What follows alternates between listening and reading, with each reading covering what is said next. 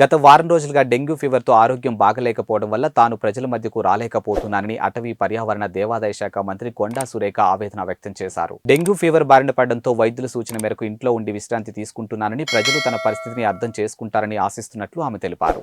అందరికీ నమస్కారం. గత వారం రోజులుగా నేను ప్రజల్లో కనపడకపోవడం, అసెంబ్లీకి రాకపోవడం, అందరూ కూడా ఎందుకు రావట్లేదని ఒక సందిగ్ధంలో ఉన్నారు. నాకు హెల్త్ బాగోలేదు, డెంగ్యూ ఫీవర్ వచ్చింది, అందువల్ల నీరసంగా ఉంది, బయటకు రాలేక ఇంట్లోనే రెస్ట్ తీసుకుంటూ ఉన్నాను. గ్లూకోజులు ఎక్కుతూ ఉన్నాయి, యాంటీబయాటిక్స్ ఎక్కుతూ ఉన్నాయి.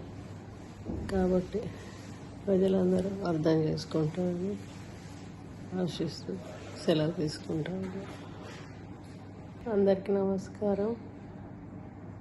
గత వారం రోజులుగా నేను ప్రజల్లో కనపడకపోవడం, అసెంబ్లీకి రాకపోవడం, అందరూ కూడా ఎందుకు రావట్లేదని ఒక సందిగ్ధంలో ఉన్నారు. నాకు హెల్త్ బాగోలేదు, డెంగ్యూ ఫీవర్ వచ్చింది, అందువల్ల నీరసంగా ఉంది, బయటకు రాలేక ఇంట్లోనే రెస్ట్ తీసుకుంటూ ఉన్నాను. గ్లూకోజులు ఎక్కుతూ ఉన్నాయి, యాంటీబయాటిక్స్ ఎక్కుతూ ఉన్నాయి. కాబట్టి ప్రజలందరూ అర్థం చేసుకుంటారని ఆశిస్తూ సెలవు తీసుకుంటాను.